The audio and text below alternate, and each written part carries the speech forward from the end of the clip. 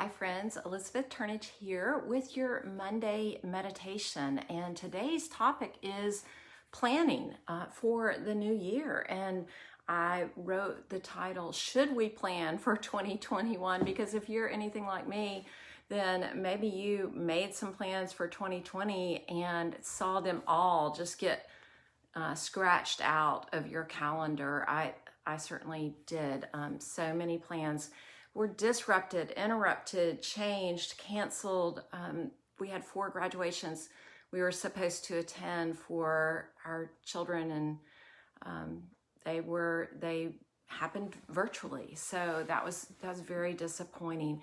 And so even as we think about 2021, how do we think about planning and praying about the new year in terms that are beyond just, oh, I'm going to be so relieved when 2021 gets here. So anyway, I have this little tool that I have used. I'll show you a few. I printed it out. I printed out a fresh copy this morning, but I have printed it out and written the answers for myself in my journal. So I have been using this tool for a number of years, and all of my subscribers get this for free. It's 10 pages long, and you can take it and adapt it to work for you. But it's called the Story Planner, and the title is Living a Brand New Story. And so every year, instead of making resolutions that I know I'm probably going to break within a week or a day, I think in terms of stories, and that I am living in this brand new story. And in terms of goals, I try to think about you may have heard the catechism question that says, what is the chief end of humankind? And it's to glorify God and enjoy Him forever. So I try to think in terms of that and use that as an overall grid.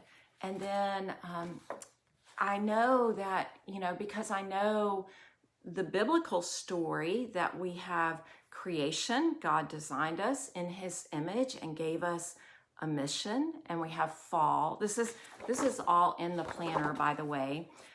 Because of the fall, we're going to struggle with sin. We're going to struggle with shame. We're going to struggle with distractions, disappointments, pandemics, as we seek to reach good goals, good gospel-shaped goals. But because of redemption, God has redeemed and restored this world through Jesus Christ. We have hope that even in these interrupted plans, disrupted plans, that God is at work. And finally, restoration. Yes, I wrote a book about restoration this year. We know that one day Christ is going to return, and He is going to finish His kingdom work, and that will really be the beginning of the rest of our lives of fruitfulness, when our life purposes will be truly fulfilled. So that's kind of the overarching story. And then what I like to do is look back at the past year. So where have I been? What were my top 3 stories of 2020? Or maybe you want to list 10 stories of 2020, and just things that were very memorable. And then after that, I look at changes in significant areas. So relationships, work, financial, spiritual, emotional, physical health, play, rest, recreation, and any other changes. And then part 2 is, where are you going? And so I try to think of what are kind of my top 3 things that I want to see happen in 2021. It can be a relational goal. It can be a work goal. It can be a financial goal. Any of those things, but I write it in terms of a story. And then again, looking at changes in significant areas. What changes do I want to see happen? And then part 3 is to write a story. And what you do is you choose one of those top 3 stories, or you can choose them all, and you write a fictional story as if that goal were accomplished. So it's December 31st, 2021, and you write a story.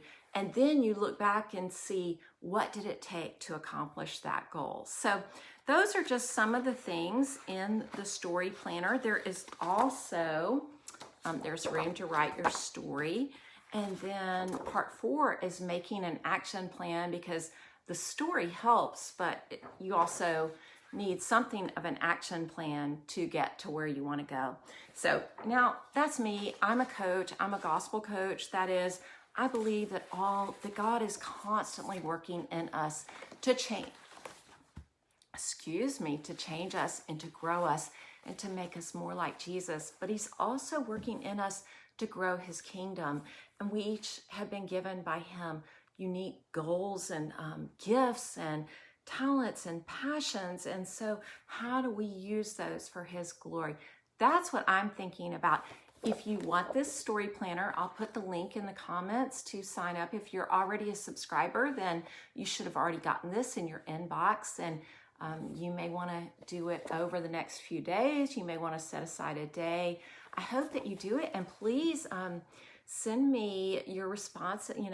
What kinds of ways in the comments, how do you like to plan for the new year? What are your favorite go-to ways to make plans, and how are you feeling about planning for 2021? So thanks for joining me today. I hope to be back next Monday. I'm having a hip replacement tomorrow, so we'll see how I'm feeling, but hopefully I'll be good to go, at least to talk to you for a few minutes by next Monday. And either way, sometime next week, I will do your meditation, even if it's not on Monday.